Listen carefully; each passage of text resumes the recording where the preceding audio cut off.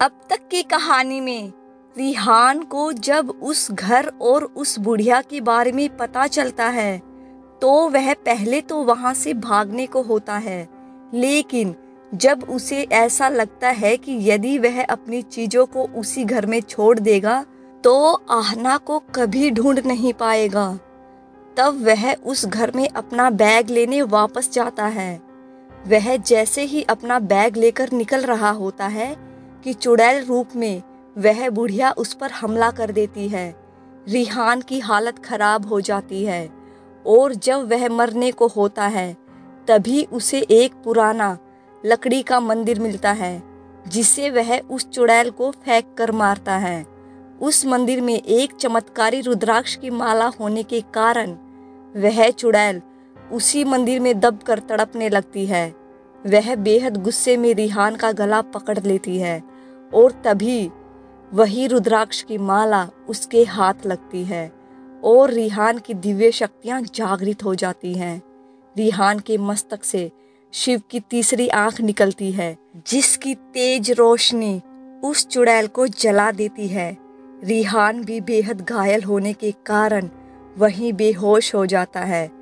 उसे वह दुकानदार एक लड़के रुद्राक्ष की सहायता से पास के अस्पताल में पहुंचाता है।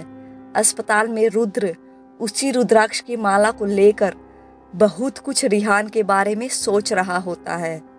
अब आगे। वो सुबह का समय था।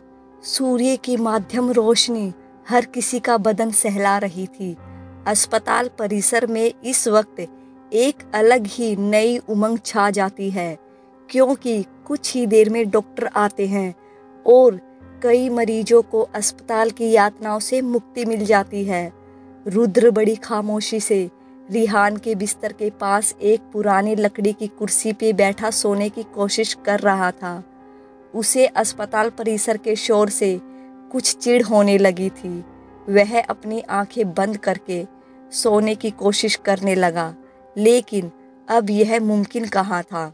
तभी वहाँ कुछ डॉक्टरों का दल आया और उन्होंने सबसे पहले रिहान को देखा। रिहान अभी भी बेहोश था। उनमें से एक ने कहा, लगता है इसके सर में गहरी चोट आई है और इन्हें इलाज के लिए शहर के बड़े प्राइवेट अस्पताल में ले जाना चाहिए। रुद्र ने उसकी बात सुनकर उबकासी लेते हुए कहा, जी जरूर, लेकिन हमें इनके घर वालों का पता पहले लगाना पड़ेगा। इसके लिए इनका होश में आना बहुत जरूरी है। उस डॉक्टर ने ऊपर देखकर कहा, अब तो सर सब भगवान की मर्जी। रुद्र अब कुछ सोचते हुए उस डॉक्टर के जाने के बाद अपने गले से एक रुद्राक्ष की माला उतार कर उसे अपने हाथों में ले लिया और कुछ मंत्र बुदबुदाने लगा। उसके बाद उसने वह रुद्राक्ष की माला रिहान के गले में धीरे से डाल दी और लगभग आधे घंटे में चमत्कारिक रूप से रिहान धीरे धीरे होश में आने लगा। उन डॉक्टरों का दल सभी मरीजों को चेक करके जा ही रहा था कि रुद्र ने उन्हें आवाज़ दी कि जरा देखिए, रिहान को होश आ रहा है। सभी भागकर उसके पास गए और धीरे धीरे रिहान ने अपनी आंखें खोली। उसके ठीक सामने एक लड़की सफ़ेद कोट में उसके ठीक ऊपर टिकी हुई उसे चेक कर रही थी। रिहान उसे देखकर कुछ मोहित सा होने लगा क्योंकि वह लड़की बेहद मासूम शक्ल की और गोरी सी खूबसूरत युवती थी। उसने रिहान का गला थपथपाकर उसे उठाने लगी। रिहान अब पूरी तरह से होश में आकर उस लड़की को देखने लगा। वह लड़की उससे पूछने लगी कि आप अभी कैसा महसूस कर रहे हैं। रिहान कुछ आराम से बोला, पहले से कुछ बेहतर महसूस हो रहा है। उस लड़की ने कुछ जरूरी निर्देश वहाँ की नर्सों को रिहान के लिए दिए और वहाँ से चलती बनी। रिहान उस डॉक्टर को जाते हुए अजीब भाव से घूरे जा रहा था। रुद्र कुछ चिढ़कर बोला, ओ भाई, एक नज़र इधर भी मार ले, हमने ही तुम्हारी जान बचाई है। रिहान उसकी बात सुनकर कुछ अजीब भाव से देखते हुए बोला, आपकी तारीफ भाई साहब। रुद्र अब कुछ मजाक के लहजे में बोला, यह आपने अब कुछ मतलब का सवाल किया है भाई। मेरा नाम है रुद्र और मैं एक पैरानॉर्मल एक्सपर्ट हूँ। और आपकी तारीफ भाई साहब? रिहान कुछ असहज होते हुए बोला, मैं अमेरिका से यहाँ किसी को ढूंढता हुआ आया हूँ। मेरा नाम रिहान है और मैं एक मल्टीनेशनल कंपनी में काम करता हूँ। रिहान ने बड़ी सफाई से झूठ बोला क्योंकि वह रुद्र को सच नहीं बताना चाहता था। रुद्र ने कुछ अजीब भाव बनाकर पूछा, अपनी जान जोखिम में डालकर आखिर आप किसे ढूंढ रहे हैं? रिहान ने फिर से झूठ बोला कि उसके बॉस ने उसे किसी सिद्ध बाबा के पास भेजा है और वो यहाँ उसकी तलाश में आया है। उस डायरी में उस बाबा का पता लिखा था, इसलिए मैंने अपनी जान जोखिम में डालकर भी उस डायरी को हासिल किया। रिहान अपने आसपास नज़र घुमाते हुए बोला, मेरा बैग कहाँ है जिसके लिए मैं वहाँ गया था? रुद्र उसे कुछ अजीब नज़रों से घूरते हुए बोला, तुम्हारा सामान तुम्हारी कार की डिग्गी में सुरक्षित है। यह लो तुम्हारी गाड़ी की चाबी। ऐसा कहकर उसने कार की चाबी रिहान को दी और वहाँ से जाने लगा। रिहान उसे अजीब भाव से जाते हुए बस देखता रहा। तभी वह पलटा और दोबारा वापस आकर बोला, यह लो, यह मेरा कार्ड है। यदि तुम्हें मेरी ज़रूरत हो तो याद करना। मैं अभी चलता हूँ। रिहान कुछ देर उस कार्ड को घूरने के बाद बोला, क्या उस अघोरी तांत्रिक को ढूंढने में मेरी मदद करोगे? मैं तुम्हें इस काम के अच्छे पैसे दे सकता हूँ। रुद्र अब कुछ आंदोलित होकर बोला, सच? कितने पैसे दोगे? रिहान बोला, जो आप बोलो। रुद्र उसके जख्मी हाथों में अपना हाथ रखकर बोला, मैं आपसे दोस्ती करना चाहता था, लेकिन आप तो पक्के व्यापारी निकले। मैं आपकी मदद बिना कोई दाम लिए ही करना चाहता हूँ, लेकिन मेरी 2 शर्तें हैं। रिहान ने पूछा, कैसी शर्त? रुद्र ने कहा, पहली कि तुम मुझे अपने बारे में सब कुछ बिल्कुल सच सच बताओगे कि कौन हो तुम और किस मकसद से इस अघोरी तांत्रिक को ढूंढ रहे हो। और दूसरी यह कि कभी मुझे भी यदि तुमसे कोई मदद की ज़रूरत पड़े तो तुम इनकार नहीं करोगे। रिहान ने कुछ झुंझलाकर कहा, मैं तो खुद कई दिनों से किसी को ढूंढने के लिए मारा मारा फिर रहा हूँ। मैं भला तुम्हारी क्या मदद कर सकता हूँ? पैसे चाहिए तो बोलो, मेरे पास फिलहाल वही है, बस मदद के नाम से। रुद्र रिहान की नादानी पर हंसता हुआ बोला, मेरे दोस्त, मैं तुम्हें 2 बातें कहना चाहूँगा। पहली यह कि पैसे से हर चीज़ यदि खरीदना संभव होता तो तुम और मैं दर बदर यूं नहीं भटक रहे होते। और दूसरी बात ये कि तुम्हें जरा भी अंदाज़ा नहीं है कि तुम कौन हो। तुम वो कड़ी हो जिसे मैं पिछले 7 सालों से देश विदेश में ढूंढ रहा हूँ। हम दोनों का मकसद एक ही है, अपना प्यार हासिल करना, और रास्ते भी एक ही हैं। जब तक हम एक ना हो अपनी मंजिल नहीं पा सकते। रिहान अपना सर खुजलाता हुआ बोला, भाई यह कब से तुम क्या बोले जा रहे हो? मेरी तो कुछ समझ में नहीं आ रहा। रुद्र ने कहा, तुम आराम करो, तुम्हें अभी आराम की बेहद ज़रूरत है। बस यूँ समझ लो कि तुम्हारी तलाश खत्म हुई और मेरी भी।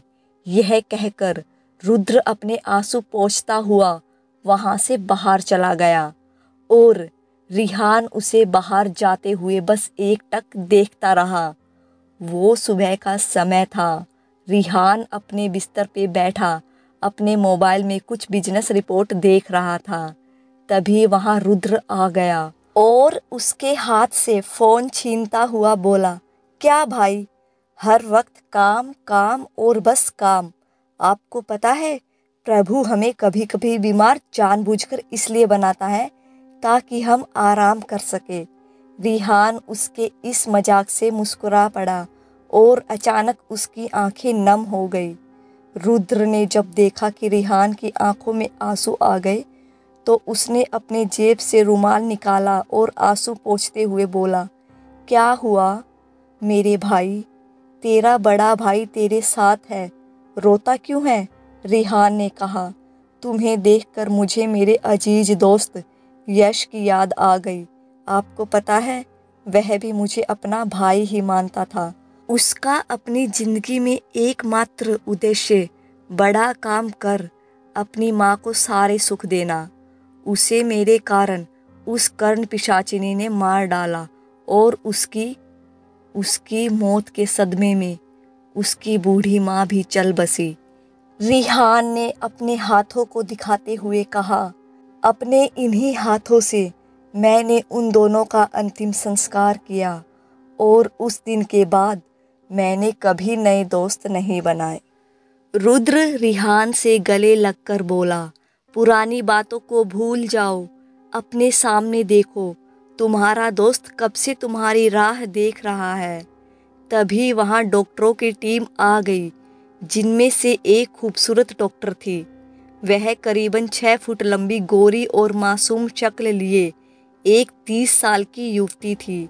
रिहान उसे बस एक टक देखता ही रह गया। रुद्र ने रिहान को देखा और कहा, आय हाय, लगता है भाई को प्यार हो गया। प्रेरणा जी तो चीज ही ऐसी है कि किसी को भी प्यार हो जाए। रिहान कुछ शर्माता हुआ बोला, धत, मैं तो बस ऐसे ही देख रहा था। आज छुट्टी मांगने वाला हूँ मैं। आखिर कब तक यहाँ आराम करता रहूँगा? मेरी आहना के पास भी समय कम है। रुद्र रिहान के कंधे पर हाथ रखकर बोला, वो खूबसूरत डॉक्टर ही तुझे आहना तक पहुँचा सकती है। रिहान यह सुनकर एकदम से बिस्तर से नीचे उतर गया और रुद्र को पकड़कर पूछने लगा, क्या कहा आपने? रुद्र उसे शांत करता हुआ बोला, सुनो मेरी बात, मैं तुम्हें सब बताऊंगा, बस यहाँ नहीं। अभी के लिए भूल जाओ कि मैंने तुमसे कुछ भी कहा है। रुद्र रिहान के आगे हाथ जोड़कर गिड़गिड़ाता हुआ बोला और रिहान डॉक्टर प्रेरणा को घूरने लगा, जो बगल वाले मरीज को देखने में व्यस्त थी। अपना काम खत्म करके वह रिहान की तरफ बढ़ी और बड़े प्यार से कहा, तो सर, अभी आप कैसा महसूस कर रहे हैं?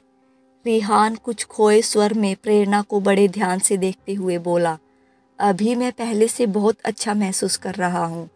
यदि आप मुझे आज ही छुट्टी दे दे तो मैं अपने घर जा सकता हूँ। प्रेरणा रिहान की बात सुनकर उसकी नज़रों का अनुसरण करते हुए बोली, हाँ, यदि आपको ठीक लगता है तो आप जा सकते हैं। अपना ध्यान रखिए, हम आपको डिस्चार्ज कर देते हैं।